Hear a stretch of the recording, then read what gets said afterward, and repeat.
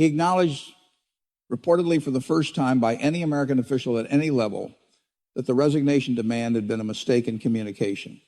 Language that stopped short of a full retraction, but represented an extraordinary admission from an administration that had never conceded error on anything.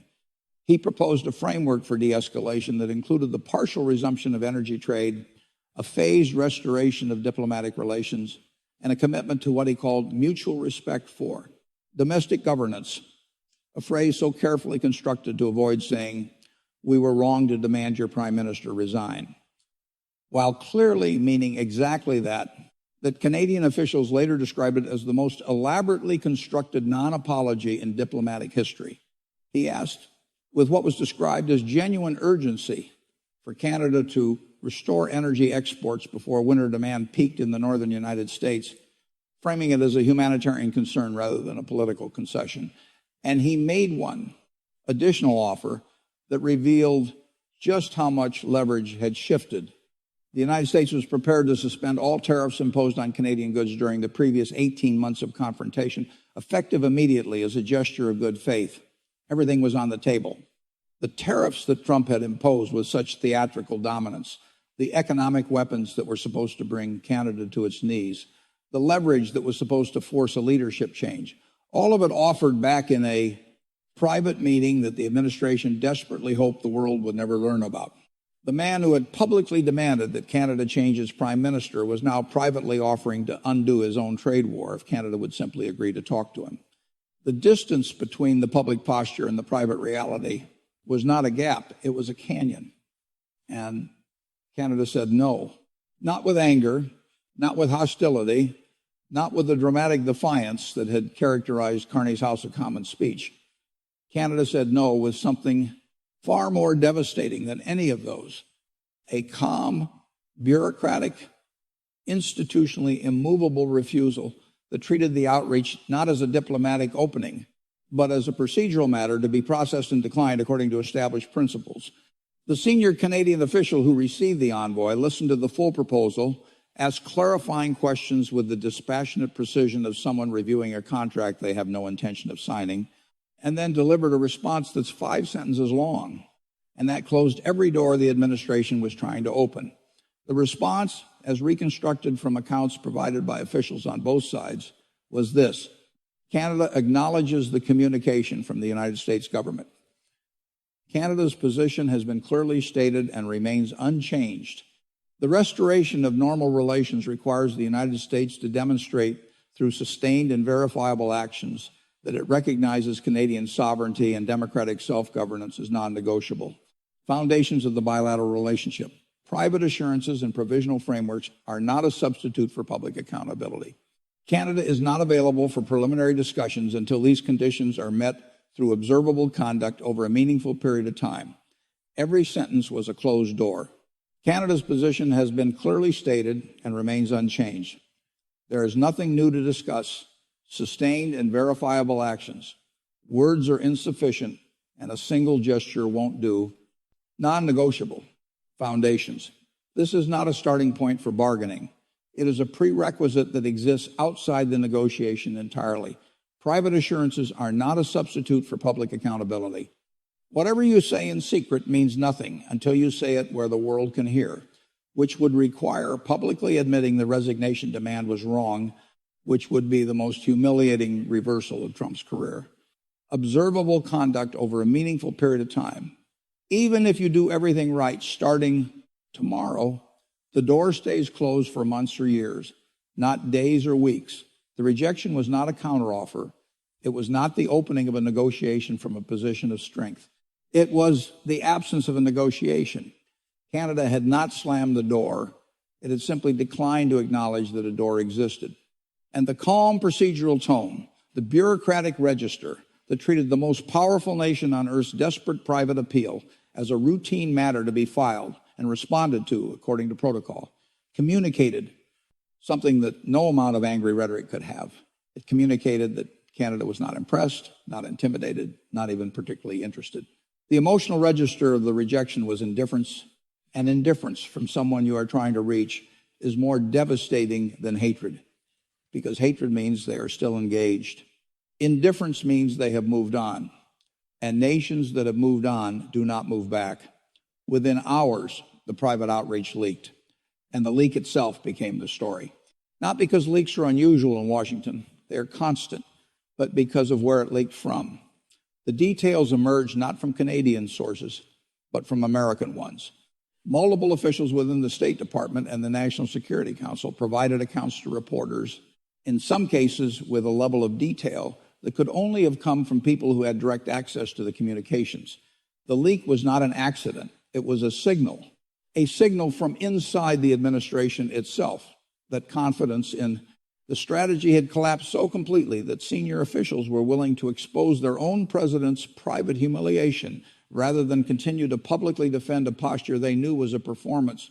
One senior State Department official, speaking on condition of anonymity, told a reporter something that captured the internal despair with brutal economy. We are publicly pretending to be strong while privately begging for conversation. Everyone in this building knows it. Everyone in Ottawa knows it. And now everyone in the world knows it. Another official from the National Security Council was even more direct. The credibility problem isn't just with Canada. It's with every government on earth that is watching us say one thing on camera and do the opposite in private. If we can't be trusted to mean what we say to Canada, why would anyone believe what we say to China or Russia or Iran or any country where the stakes are even higher? The leak was the final collapse of the internal wall between the public narrative and the private reality. And once that wall falls, it cannot be rebuilt. Mark Carney's public response to the revelation of the private outreach was brief, controlled, and devastating in its restraint. He did not gloat. He did not mock. He did not reference the gap between Trump's public statements and private actions. He said simply in a press conference that lasted less than 4 minutes that Canada's position was a matter of public record, that the conditions for the restoration of normal relations had been clearly communicated, and that Canada would continue to act in accordance with the principles that it articulated from the beginning of the crisis. Then he added one sentence that landed with the quiet force of a door closing for the last time. Canada does not conduct its foreign policy in secrecy, nor does it accept hidden diplomacy as a substitute for public accountability. That single statement accomplished 3 objectives at once. It acknowledged without explicitly confirming that private outreach had taken place. It reframed the secrecy itself as an additional violation, not merely the original demand, but the attempt to resolve it behind closed doors.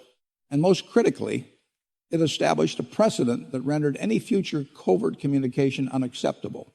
By doing so, Carney didn't just reject the proposal, he eliminated the method entirely. Any attempt going forward would carry the same stigma of concealment that had just been publicly condemned.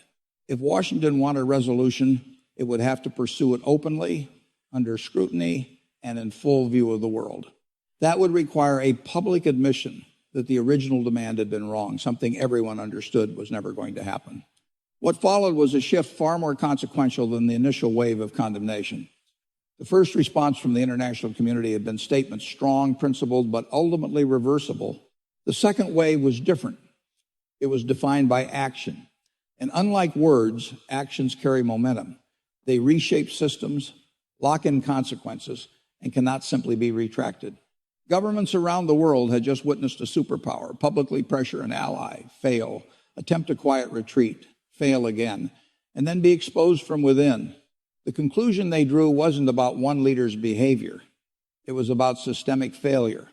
The mechanisms meant to ensure consistency and discipline had not worked. And that meant the risk extended beyond any single administration. Europe moved first and decisively.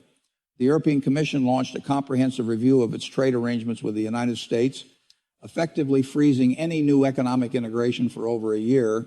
At the same time, long-stalled negotiations with Canada were suddenly accelerated. What had once been procedural stagnation transformed into urgency, with the prospect of granting Canadian exporters preferential access to a vast European market. The message was unmistakable. This was not just a rebuke. It was a realignment. Europe wasn't merely expressing concern. It was actively reducing dependence while rewarding stability elsewhere. In Asia, the response carried even deeper strategic implications. Japan and South Korea, whose security frameworks have historically depended on American guarantees, announced a bilateral economic initiative that deliberately excluded the United States, covering sectors like semiconductors, critical minerals, and manufacturing. The framework signaled something unprecedented. Publicly, both governments maintained their alliance commitments, but the language they used introduced a subtle yet profound shift. Stability, they emphasized, requires redundancy, and redundancy means alternatives. That single adjustment in tone suggested that reliance on one pillar was no longer sufficient. Elsewhere, emerging powers moved quickly to formalize a broader response. India, Brazil, South Africa, and Indonesia came together in a coordinated statement that went beyond criticism. They proposed a new model, an economic and diplomatic compact designed to counter coercion.